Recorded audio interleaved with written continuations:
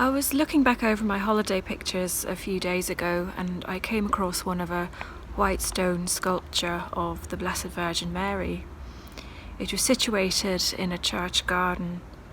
Her hair is long and flowing, her face is young, her clothing is elegant and ethereal, and there are cherubs at her feet gazing up at her in adoration. And it is inscribed with the words, "Hail Mary, full of grace." As I scrolled along my phone, there was another picture, a different statue this time, more traditional, a mature woman dressed in blue and white with a rosary on her arm. These pictures were taken at the church of my childhood, and I grew up with these images of Mary as a religious symbol, and plenty of other images too, images that signify purity, that value female obedience and passive submission. And because of that, like many women, I've been on a journey with Mary. And if we really think about it, we have we not, symbolised Mary to such an extent that she's become divorced from her own history and her own realness. Where is Miriam of Nazareth? Where is the real woman who walked with the Spirit?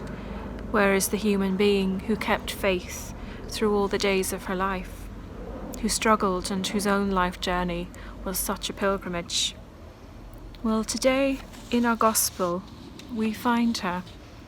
We find her in a song, defying the stereotypes of a meek, mild-mannered Mary. The Magnificat proclaims the message of a passionate and prophetic woman. And how does Mary's song begin? It begins with a poor woman's cry of joy. My soul magnifies the Lord. My spirit rejoices in God my Saviour, for he has looked with favour on the lowliness of his servant. Mary's song is the prayer of a poor woman, young, female, a member of an exploited people. She belongs to the poor. Yet, it is precisely to such a woman that the call has come to partner with God in the most remarkable way, to be the God-bearer. Mary trusted in God with her whole life, her whole being, her whole mind, and her whole strength. If we could only trust like that, we too could find ourselves caught up in God's good and gracious will. When Mary finds her vocation and her voice, so too do the poor of the world. What happened to Mary was a reversal of fortune, a reversal that she extends to the whole of humanity.